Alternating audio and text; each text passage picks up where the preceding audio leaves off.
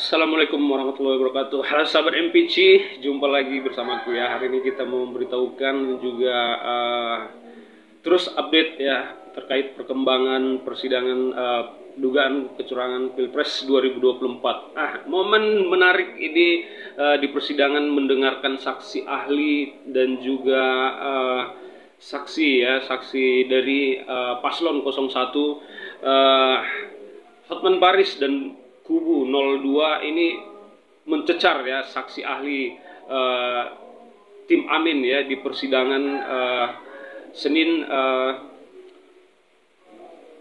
kemarin ya. Jadi seperti apa video menariknya hingga harus Ketua MK Soehartoyo menegur dan juga membantah ya statement dari Hotman Paris di persidangan. Nah, kita simak dulu videonya sampai habis ya. Ya maksud saya dia sebagai ahli harusnya konsekuen dengan jawabannya. Jangan cuma omon-omon. Anda tidak bisa memaksa seperti itu. Ya, boleh kami mengusulkan sesuatu ya. Apa? Supaya kami ini tidak bingung saya terkait. Mungkin lebih baik kuasa hukum yang menghadirkan ahli menerangkan ahli ini sebenarnya ahli apa. Ya, apa ahli pidana, ekonomi, atau ahli nujum, atau ahli apa dia dihadirkan di sini. Kami bingung. Sudah nanti kami yang menilai, Prof.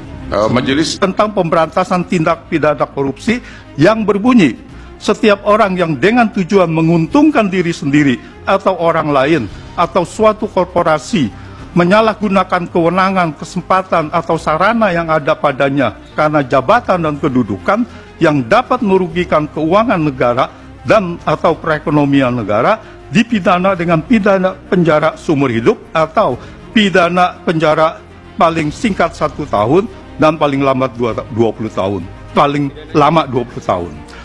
Keputusan Presiden Joko Widodo memperpanjang bantuan sosial sampai Juni 2024 secara sepihak, mengubah APBN 2024 tanpa persetujuan DPR, tidak ditetapkan dengan undang-undang, dan perintah pemblokiran anggaran kementerian lembaga yang sudah disetujui DPR dalam Undang-Undang APBN tahun anggaran 2024 merupakan bentuk nyata penyalahgunaan wewenang jabatan presiden dengan tujuan menguntungkan Gibran.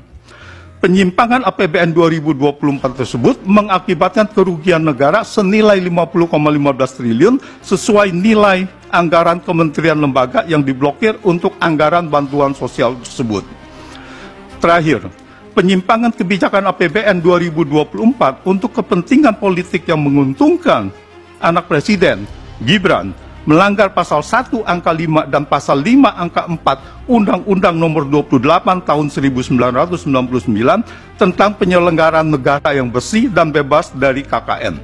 Pasal 1 angka 5 berbunyi, nepotisme adalah setiap perbuatan penyelenggara negara secara melawan hukum yang menguntungkan kepentingan keluarganya atau kroninya di atas kepentingan masyarakat bangsa.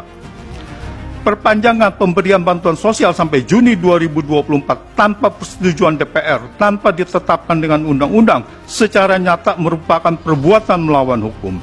Pemblokiran anggaran di sejumlah kementerian lembaga yang telah ditetapkan dalam Undang-Undang APBN 2024 untuk dialihkan sebagai tambahan anggaran bantuan sosial secara nyata merupakan perbuatan melawan hukum dalam bentuk penyimpangan kebijakan APBN 2024.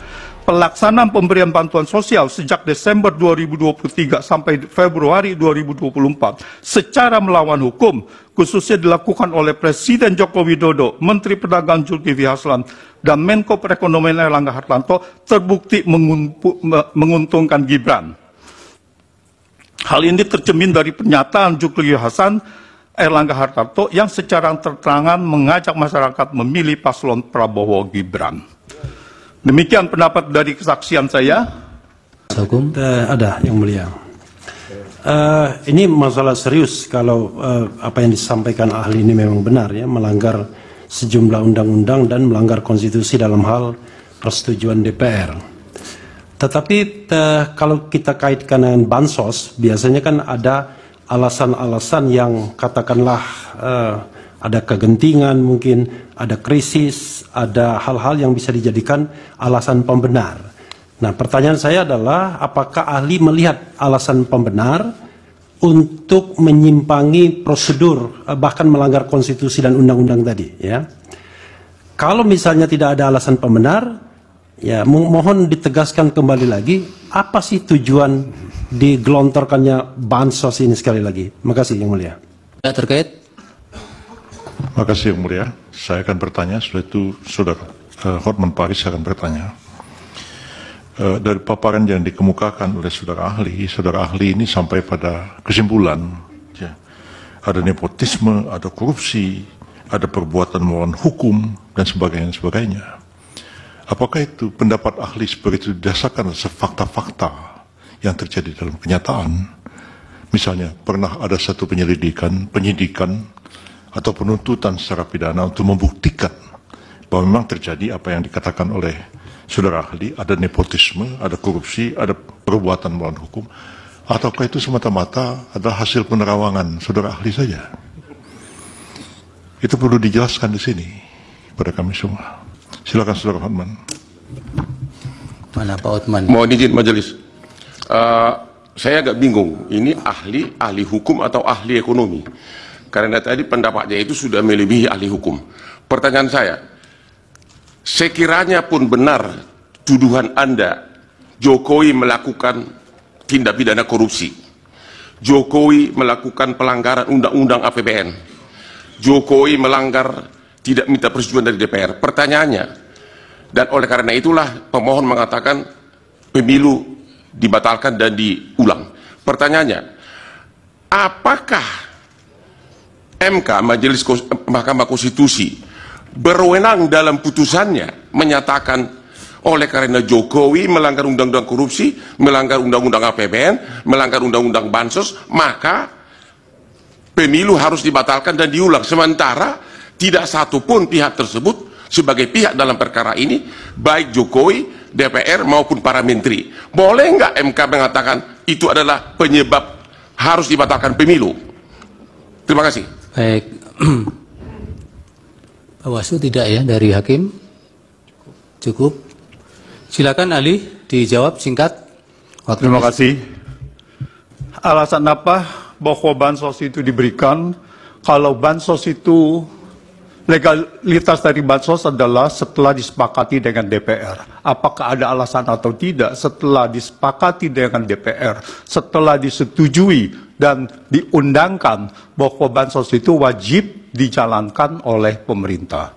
Tetapi masalah di sini adalah tidak ada alasan untuk memberikan bansos yang tidak disetujui oleh DPR dan tidak ditetapkan dengan undang-undang. Demikian. Yang lain?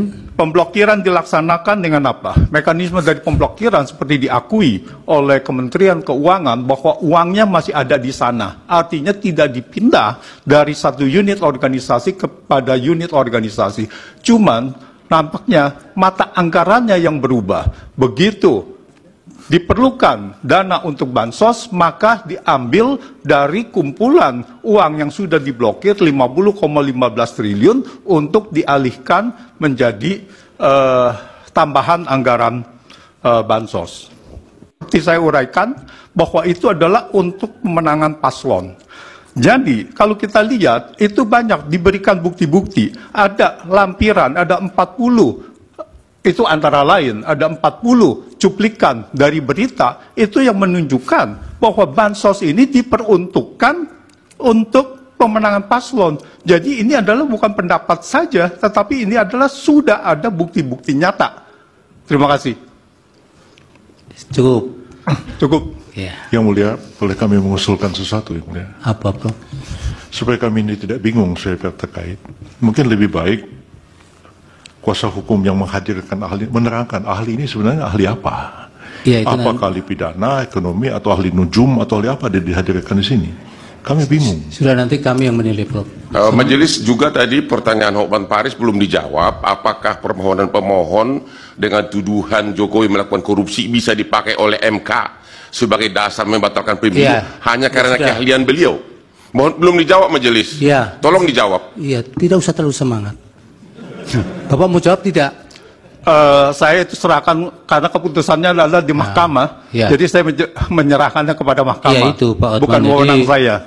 Ahli juga tidak harus dipaksakan untuk menjawab, apalagi untuk sama dengan yang diinginkan. Majelis Dan ahli ini kan juga menjawab berdasarkan data, jadi Sudah. bukan hanya mohon izin berdasarkan majelis kan, omon-omon. mohon izin majelis kan dia yang memulai, dia yang mengatakan Jokowi korupsi, dia yang mengatakan ini, dia harus konsekuen dong sebagai ahli menerangkan.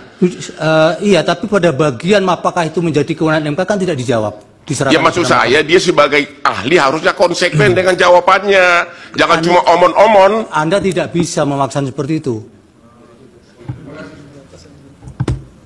Terima kasih ya ahli, keterangannya mudah-mudahan bermanfaat untuk pengambilan putusan. Terima kasih. Ya, jadi momen statement Hotman Paris ya, hingga harus ditegur sama ketua MK, katanya saksi itu harus konsekuen ya dengan jawabannya, jangan cuma omon-omon katanya. Jadi langsung dibantah sama ketua MK, Anda tidak bisa seperti itu dan Anda tidak bisa memaksakan katanya. Mudah-mudahan dugaan kecurangan Pilpres dari paslon 03 dan 01 dikabulkan oleh MK ya. Salam, ikutin terus.